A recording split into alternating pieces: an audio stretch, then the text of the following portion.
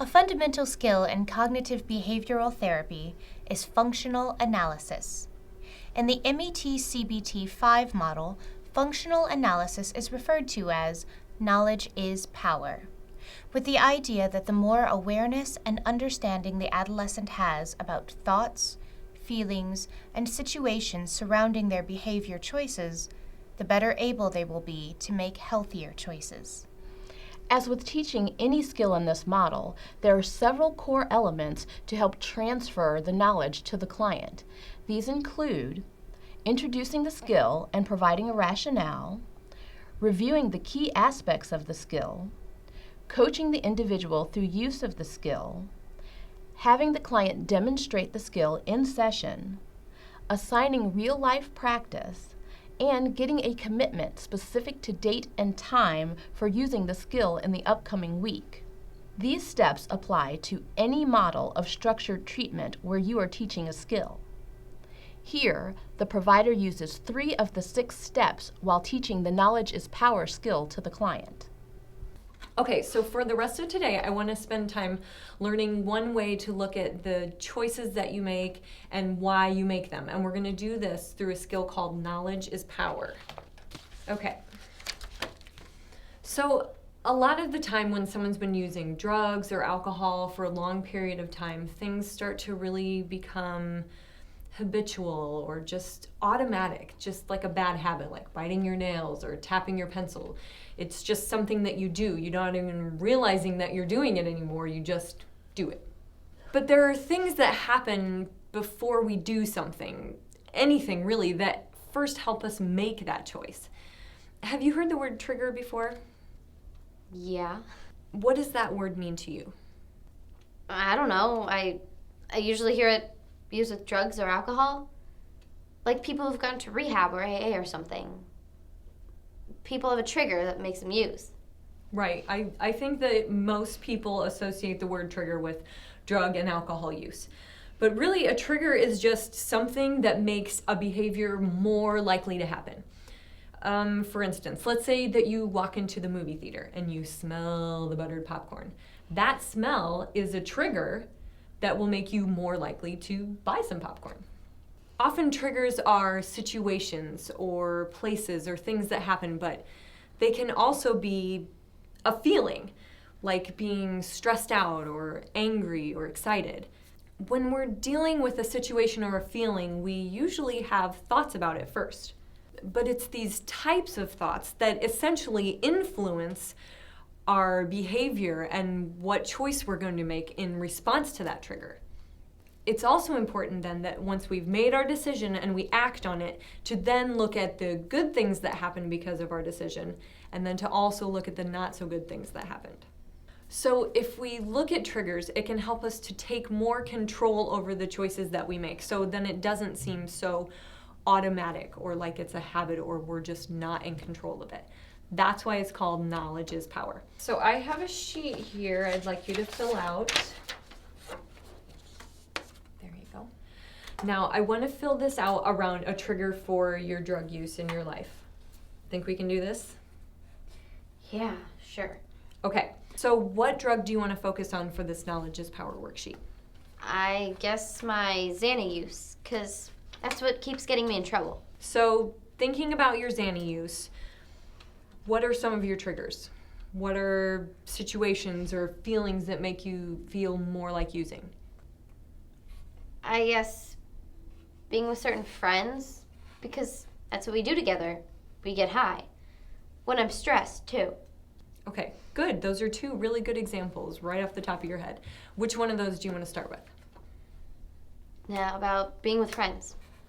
Okay, so look at that first column there on your knowledge is power worksheet and write under trigger, being with friends. So now let's think about the last time that you were with your friends and you used. What happened when you made the plans? What was going on? What time of day was it? What day was it? What happened earlier in the day? All of those things. Well, I guess I knew that they'd have it on them, so I knew we were going to use. I knew that if we used, we would just chill, blow everything off for a while. I guess I was looking forward to not really thinking about my life for a while. So when you knew that you were going to see them, you thought, I'm going to get to relax, just zone out for a while. So write that down there under the thoughts and feelings column. Okay, so now that you've had these thoughts, what kind of feelings were you having? Relieved? Excited? So now I want you to write down what you just told me under those thoughts that you just wrote down before that.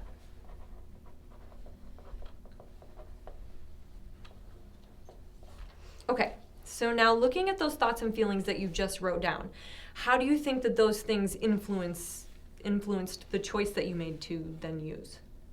Well, I definitely wanted to use, so I took a couple of Z-bars. So under the behavior column, write that down there, that you used. Good. So after you got high, then what were the good things that happened? I was just able to relax, just not really think about nothing. So in the short run, you felt really calm and you were able to just relax and zone out. So write that there in the fourth column. So what were the not so good things that happened? I don't know. I guess I kind of freaked out because I'm not supposed to be using.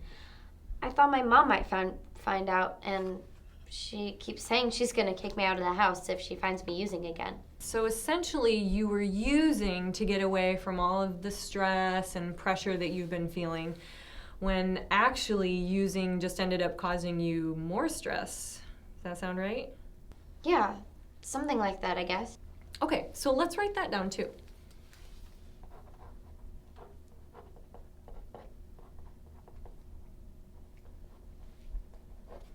Okay, so now that we've written all that out, what are your thoughts on your choice to use in that situation? I shouldn't have used because I ended up more worried about things.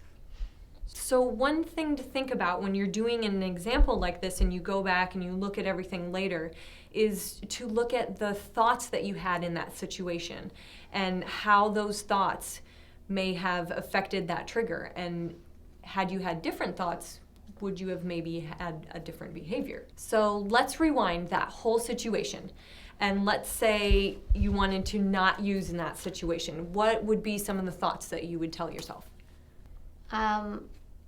I could have thought that I might like the way it makes me feel, but it wears off, and all that's left is I might get in more trouble. Plus, I kind of know it's bad for me. I could have thought about my mom and how if I use, things would get worse at home. I might end up getting kicked out. Right, so maybe for you, if you think about all the possible negative things that could happen if you use, then that could essentially be the motivation to help you to not use. Yeah. Good, so do you see how this exercise works then? Yeah, it helps you see situations more clearly. It really does. So not only does this help you look at the choices that you make so you can maybe make different ones next time, but it also helps you to see when you make good choices so you'll know what your strengths are, and then you can start doing more of what works for you and less of the stuff that just doesn't. Now I want to go through this whole worksheet one more time, but this time I want you to go through it on your own. So I want you to think about a time in your recent past when you were triggered to use, but this time you didn't use. So recall that situation, and then I want you to go through this, but kind of talk me through it as you go, and we'll go through this Knowledge is Power worksheet one more time, okay? All right. Okay. The provider quickly teaches the lesson and then immediately engages the client in her own example. Once the client understands the skill, the provider then asks the client to demonstrate her ability to use it. In addition, by asking the client to provide 2 examples, one where she was triggered and one where she was not, the provider emphasizes her ability to already make the choice not to respond to cravings or urges. This can increase the chance of the client being confident in using the skill in the future.